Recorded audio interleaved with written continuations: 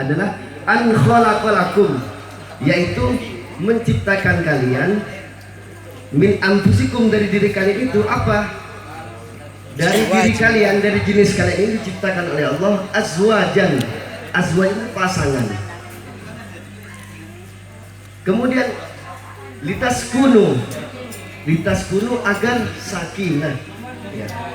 Jadi tujuan pertama kita nikah itu adalah, tujuan utama adalah sakinah. Sakinah itu apa?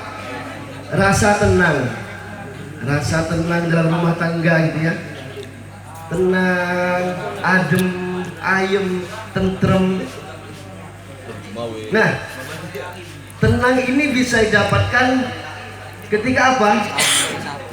Wa ja'ala bainakum mawaddatan wa rahmah, dan ketika nantinya oleh Allah dimunculkan, dijadikan di dalam hati kalian itu adalah mawaddatan wa rahmah, kasih sayang, kasih mawaddah warahmah dan sayang.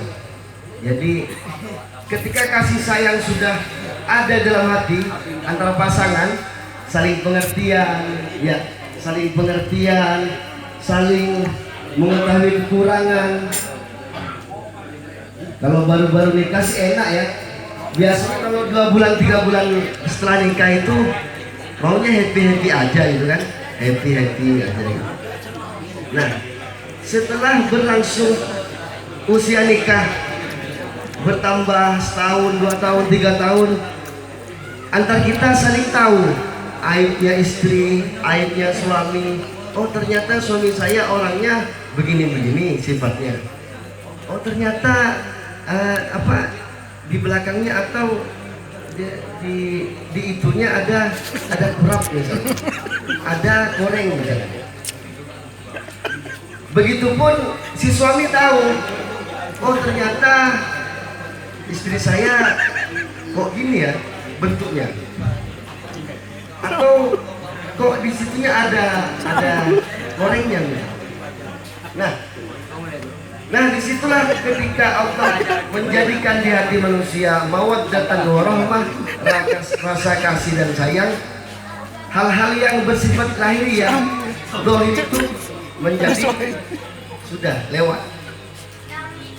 Karena saya nikahi tidak hanya menikahi lahirnya saja, tetapi menikahi batinnya. Jadi menikah lahir dan batin. Nah, inna fida, ayat ini kemudian ditutup dengan inna fida likala ayatin liqaumi yatafakkarun. Sesungguhnya fida di dalam hal tersebut tadi, sakinah mawaddah warahmah itu, la ayatil liqaumi yatafakkarun, itu adalah tanda, dijadikan petanda, dijadikan bahan liqaumi yatafakkarun, untuk kaum yang berpikir. Selalu Allah di dalam setiap ayatnya mengakhiri ayat itu dengan sesuatu yang sangat tepat.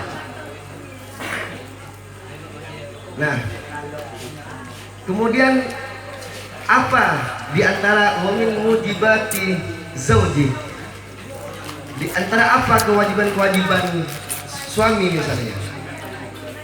Nah, di sini dijelaskan, juga dikutip dalam Al-Qur'an misalnya,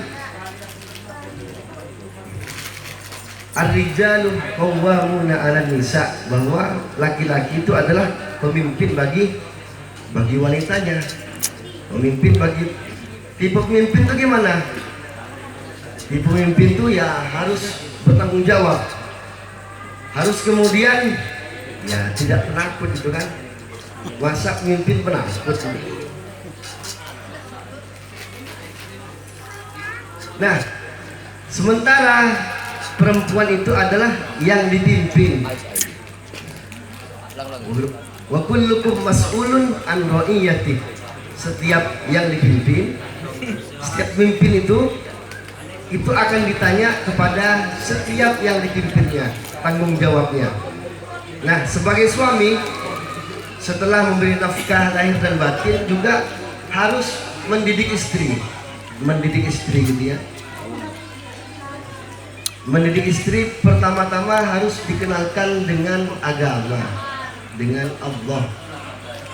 Kalau dirinya tidak bisa, misalnya istri nggak bisa ngaji, suami nggak bisa ngaji gitu ya, maka wajib bagi suami untuk kemudian mendatangkan guru, karena istrinya tidak bisa ngaji, sementara dia nggak bisa ngaji, maka wajib bagi suami, karena itu adalah, apalagi misalnya mu'allaf gitu ya, sholat, sementara suaminya nggak tahu sholat, maka wajib bagi suami mendatangkan guru atau murabbi pendidik untuk bab sholat.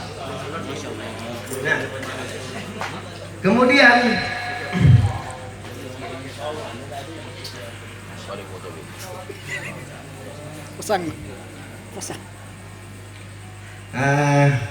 kemudian saya ingin berkisah tentang 2 kisah gitu ya.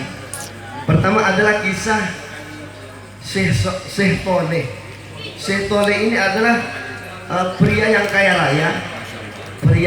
raya, tetapi dia hanya sibuk dengan ibadahnya. Sampai dia lupa tanggung jawabnya bagaimana mendidik anak-anak dan istri. Suatu saat Syekh Toleh ini mati. Nah, ketika mati, jadi langsung oleh Allah, udah Toleh itu masukkan ke neraka si Toleh itu. Nah, Kiai Toleh ini tidak terima, menggugat.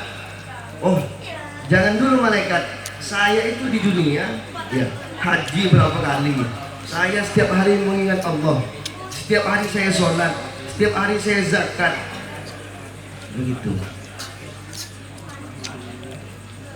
Terus malaikat matur kepada Allah, wahai Allah, si Toleh ini nggak mau, karena nggak mau dimasukkan ke neraka, karena Toleh ini katanya berbuat soleh, dia berzakat, dia haji berapa kali, ya, dia berzikir dan sebagainya.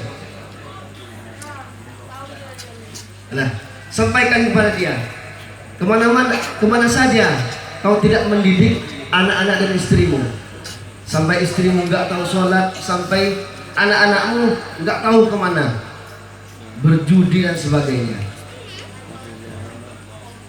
Jadi si Toleh ini dengan alasan karena tidak mendidik suami dan tidak mendidik istri dan anak-anaknya, dia lupa, karena mungkin dia sibuk dengan, padahal ini sibuk dengan zikir ya, dengan zikir. Nah, tetapi dimasukkan ke neraka oleh Allah.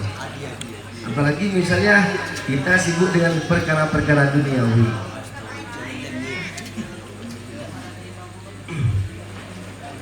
Cerita yang kedua adalah cerita ini penting bagi istri ini ya.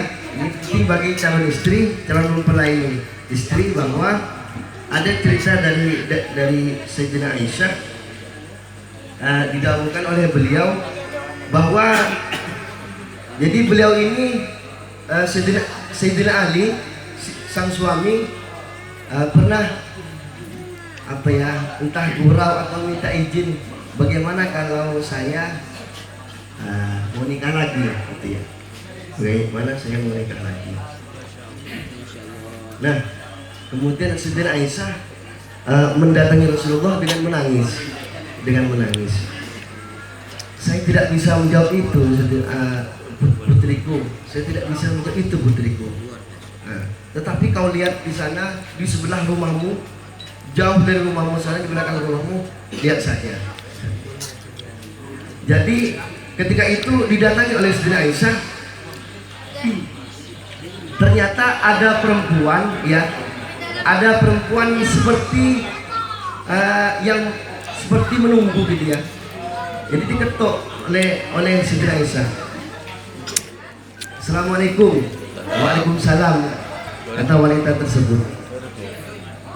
Pas kemudian didatangi wanita tersebut, wanita ini kalau sekarang itu hanya berkembang gitu ya, hanya berkembang.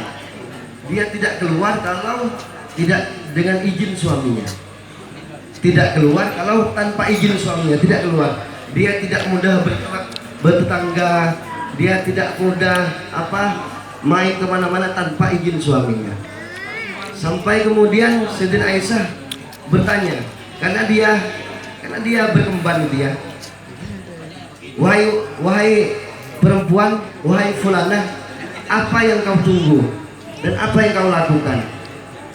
Nah, kemudian kata si perempuan tadi, saya menunggu suami saya. Lah, suamimu di mana? Suami saya main judi. Suami saya main judi.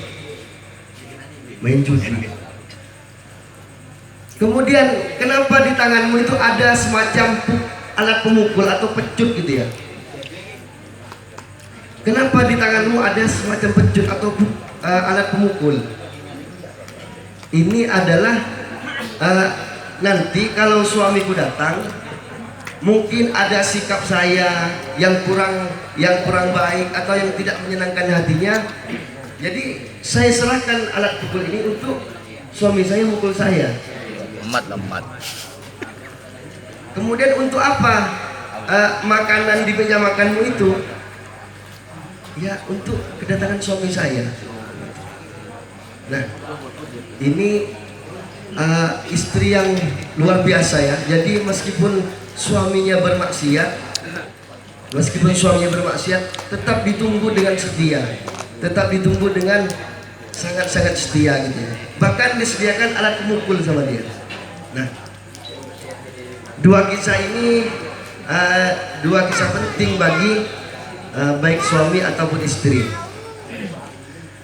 Mungkin itu saja, kurang lebihnya mohon maaf. Hadanallah wa hadakum ihdinas siratal mustaqim wallahul muwaffiq ila aqwamit thoriq. Assalamualaikum warahmatullahi wabarakatuh. Waalaikumsalam warahmatullahi wabarakatuh.